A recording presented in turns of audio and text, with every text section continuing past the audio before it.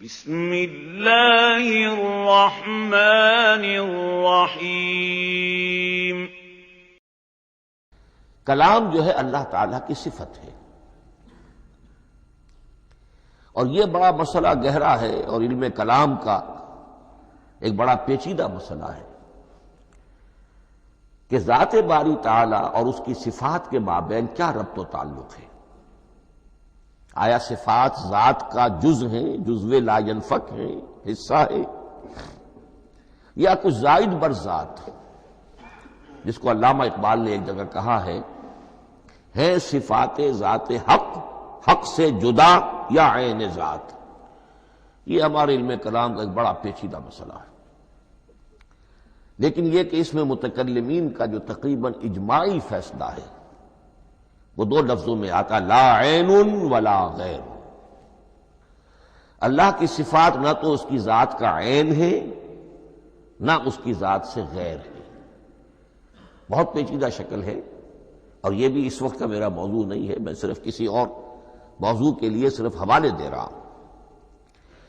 بہرحال قرآن مجید کا جو تعلق ہے ذات باری تعالیٰ کے ساتھ، وہ اس مسئلے سے بخوبی واضح ہو جاتا ہے کہ چونکہ یہ اللہ تعالیٰ کی صفت ہے، اور صفت کو ہم یہ نہیں کہہ سکتے کہ وہ ذات باری تعالیٰ سے جدا ہے، یہ بھی نہیں کہہ سکتے کہ اس کی ذات کا جزو لا ینفک ہے۔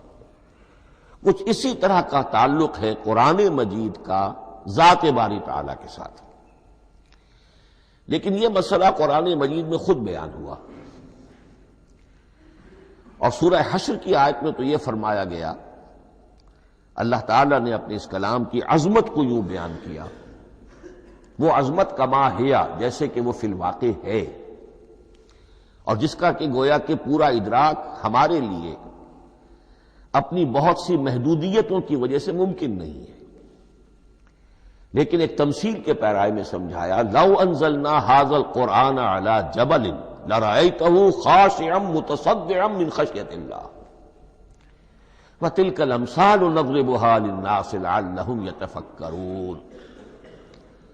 اگر ہم نے اس قرآن کو کسی پہاڑ پر اتار دیا ہوتا تو تم دیکھتے کہ وہ دب جاتا اور پھٹ جاتا اللہ کے خوف سے۔ اور یہ مثالیں ہیں جو ہم لوگوں کے لیے بیان کرتے ہیں تاکہ وہ غور کریں، تدبر کریں، سمجھیں۔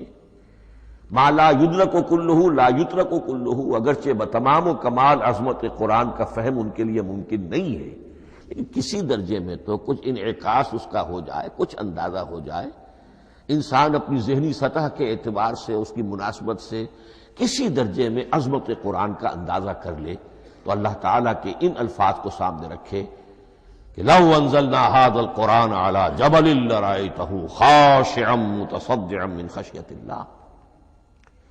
اب اس آیت کو سمجھنے کے لیے سورہ اعراف کی آیت نمبر 143 کو سمجھنا ہوگا، اسی اصول کے تحت کہ القرآن یفسر بعضہ بعضا، قرآن کا ایک حصہ دوسرے حصے کی تشریح کرتا ہے۔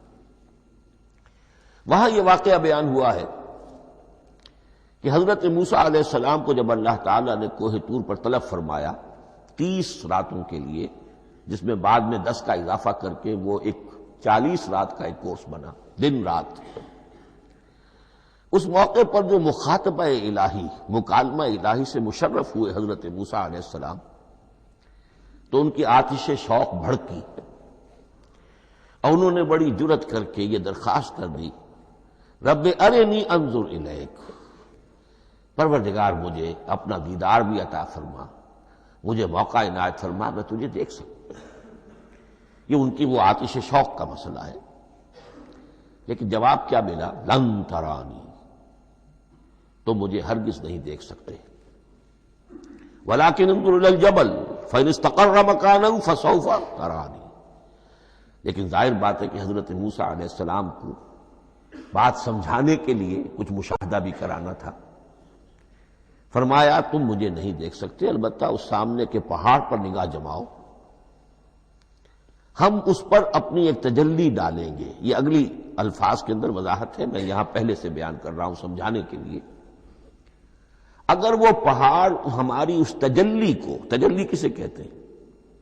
جلا، روشنی، تو اللہ تعالیٰ کی طرف سے کوئی خاص اس کے نور کا جب پرتو ہوتا ہے کسی شے پر تو وہ اس کی تجلی ہے.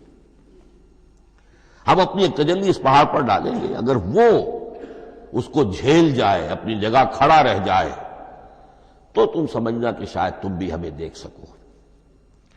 فلما تجلی ربہ للجبل، اب یہاں وہ لفظ آ گیا، جب اللہ نے تجلی اپنی پہاڑ پر ڈالی، جعلہ دکا وخر موسیٰ صعقا، وہ پہاڑ ریزہ ریزہ ہو گیا اور حضرت موسیٰ بے ہوش ہو کر گر گئے. اب یہ بے ہوش ہو کر گر جانا، جبکہ وہ تجلی براہ راست بھی نہیں ہے، بالواسطہ ہے. مشاہدہ جو کر رہے حضرت موسیٰ وہ بالواسطہ ہے، تجلی پہاڑ پر ہے، لیکن یہ کہ اس کا بھی بالواسطہ اس کا جو ہوا ہے، اس کی جو تاثیر ہوئی حضرت موسیٰ علیہ السلام پر کہ وہ اس کی تاب نہ لا سکے اور بے ہوش ہو کر گر گئے. یہاں سے یہ بات سمجھ میں آتی ہے کہ یہ تجلی یہ ذات باری تعالی تھی جس نے کوہ طور کو جلا کر بھسم کر دیا یا ٹکڑے ٹکڑے کر دیا، ریزہ ریزہ کر دیا. اب ذات الہی کے ساتھ جو تعلق ہے کلام الہی کا، اور یہ صفت جو لا عین ولا غیر کے درجے میں ہے ذات کے ساتھ، تو وہی تاثیر اس کلام الہی کی بھی ہے. لو انزلنا هذا القرآن على جبل لرأيته خاشعا متصدعا من خشية الله وتلك الامثال نضربها للناس لعلهم يتفكرون. اس حقیقت کو اس دور میں میں اپنے مطالعے کی محدودیت کا اعتراف کرتے ہوئے عرض کر رہا ہوں کہ میرے نزدیک جس قدر پرشکوہ انداز میں علامہ اقبال نے بیان کیا ہے، اسی کیفیت کو وہ شاید اس کی کوئی مثال نہ مل سکے. فاش گویم آنچ در دل مضمر است، یہ کتابیں نیست چیزیں دیگر است. میں صاف ہی کہہ دیتا ہوں جو میرے دل میں چھپی ہوئی بات ہے.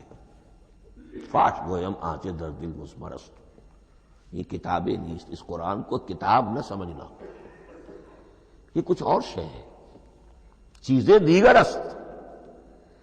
اب وہ چیزیں دیگر کیا ہے؟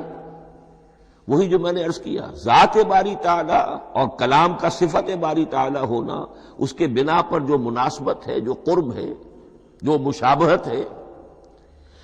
مثل حق پنہاؤ ہم پیداستو، زندہ و پائندہ و گویاستو. اس کلام میں اللہ تعالی کی ساری صفات کا انعکاس موجود ہے. یہ بات ویسے بھی سمجھ میں آتی ہے. کوئی شخص ذرا گفتگو کرے، چند جملے جب وہ ادا کرے گا اپنی زبان سے، تو معلوم ہو جائے گا کہ اس کے فہم کا، اس کی دانش کا، اس کے مطالعے کا حدود اربع کیا ہے اور اس کے ذہن کی سطح کیا، سمجھ میں آ جائے گی بات. اس لیے کہ کلام جو ہے وہ متکلم کی پوری شخصیت کی عکاسی کر رہا ہوتا.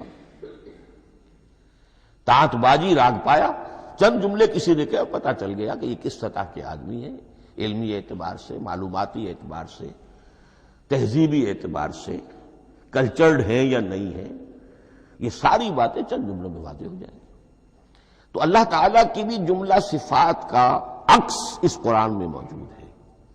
ان میں سے جن چند چیزوں کا ذکر علامہ نے شعر میں کیا، وہ جو سورہ حدید کی آیت ہے، هو الاول والآخر والظاہر والباطن. اللہ الظاہر بھی ہے، الباطن بھی ہے.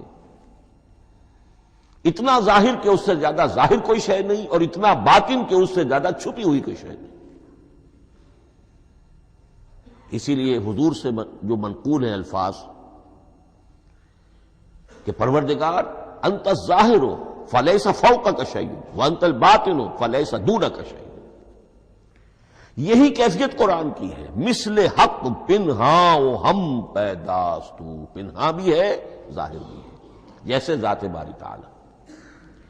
اور جیسے اللہ تعالیٰ کی شان ہے جو آیت الکرسی کے شروع میں آئی، الحی القیوم.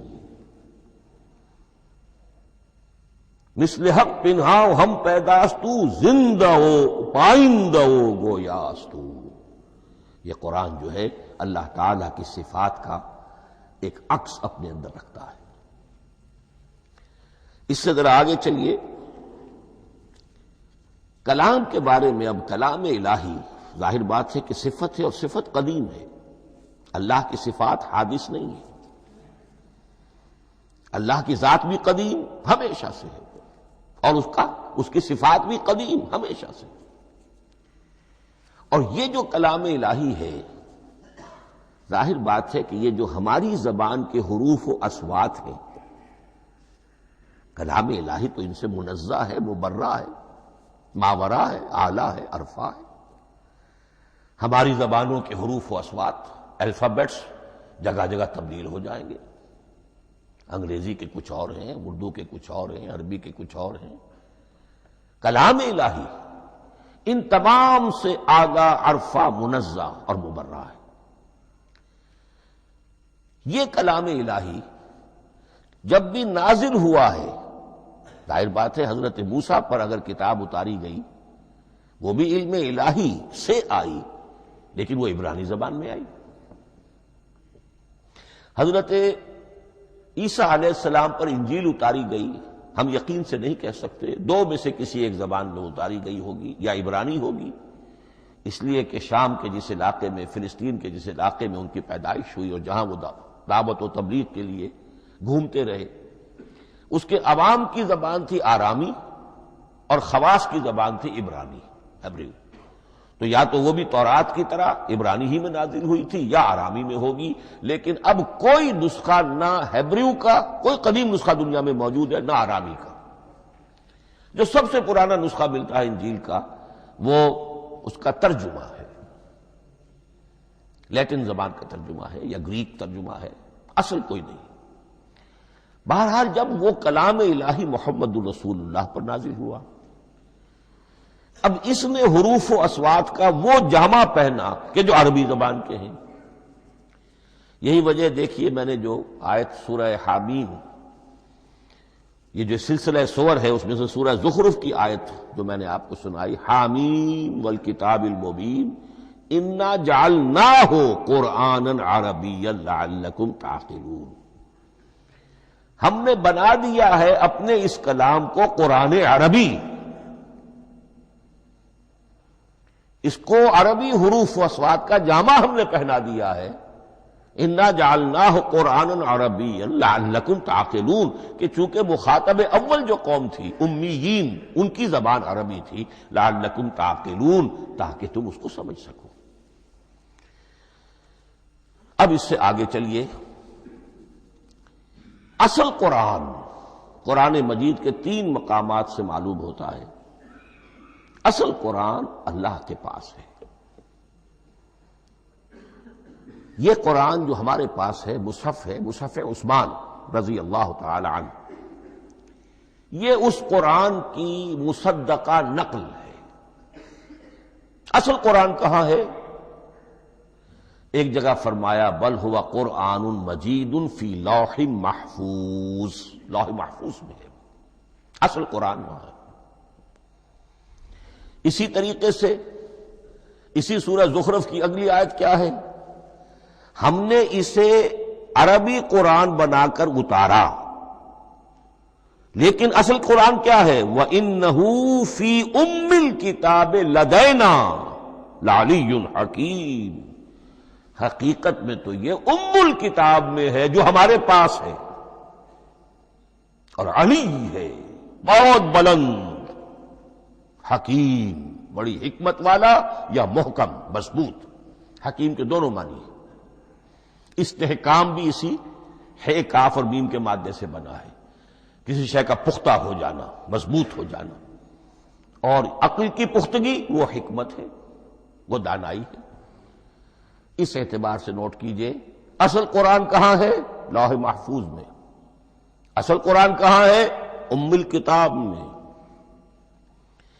اسی کو کہا گیا ہے ایک اور مقام پر فی صحف مکرمۃ مرفوعۃ مطہرۃ بأیدی سفرۃ کرام بررہ. یہ قرآن، اصل قرآن تو بڑے صحیفوں میں، ان صحیفوں میں ہے، ان صفحات میں ہے، ان اوراق میں ہے جس کی شان کیا ہے؟ مکرمۃ، ان کی انتہائی تعظیم کی جاتی ہے. مطہرۃ، نہایت پاک صحیفے، فی صحف مکرمۃ مرفوعۃ، بلند و بالا، مطہرۃ بایدی سفرۃ کرام بررہ، ان فرشتوں کے ہاتھ میں جو بہت باعزت، بہت اونچے درجے کے، ان کے ہاتھوں میں ہے۔ وہ لوگ ہیں کہ جن کی تحویل میں ہے یہ کلام پاک، فی صحف مکرمۃ مرفوعۃ مطہرۃ بایدی سفرۃ کرام بررہ۔ اب اسی کو بیان کیا ہے سورہ واقعہ میں، فلا اقسم بمواقع النجوم، تو نہیں، میں قسم کھاتا ہوں ستاروں کے ڈوبنے کی جگہ کی۔ وَإِنَّهُ لَوْ تَعْلَمُونَ لَقَسَمٌ عَظِيمٌ، وَإِنَّهُ لَقَسَمٌ لَوْ تَعْلَمُونَ عَظِيمٌ، اور اگر تم جان سکتے تو یہ بہت بڑی قسم ہے جو ہم نے کھائی ہے، بہت بڑی گواہی ہے جو ہم نے پیش کی ہے۔ اب تدریجاً اس کا انکشاف ہو رہا ہے۔ یہ آج جو تصور ہے بلیک ہولز کا، اس سے کچھ اندازہ ہوتا ہے یہ ستارے کہاں ڈوب جاتے ہیں، بڑے بڑے ستارے نسیم منسیہ ہو جاتے ہیں، ستارے نہیں، پوری گیلیکسیز اس میں گم ہو جاتے ہیں، وہ مقبرے ہیں بڑی بڑی گیلیکسیز کے۔ فلا اقسم بمواقع النجوم وانه لقسم لو تعلمون عظیم انه لقرآن کریم، یہ قرآن ہے بہت باعزت، فی کتاب مکنون، اور یہ اس کتاب میں جو چھپی ہوئی ہے۔ یہ لؤلؤ مکنون کا لفظ آتا ہے قرآن مجید میں، جیسے موتی ہوتے ہیں انہیں چھپا کر رکھا جاتا ہے ڈبیوں میں، مخملی ڈبیوں کے اندر موتیوں کو، اسی طریقے سے فی کتاب مکنون، لا یمسہ الا المطہرون، وہ صحیفے بھی بہت مطہرہ تھے اور ان کو چھو نہیں سکتے مگر وہی جو انتہائی پاک ہیں، ملائکہ مقربین، جن کے قریب سے بھی ہو کر معصیت یا گناہ کا کوئی تصور تک نہیں گزر سکتا، وہ ہیں جو اس کو چھوتے ہیں، ان کے ہاتھوں میں ہے، ان کی تحویل میں ہے۔ یہ ہے وہ چیزیں کہ جس سے اندازہ ہوا کہ اصل قرآن کہاں ہے۔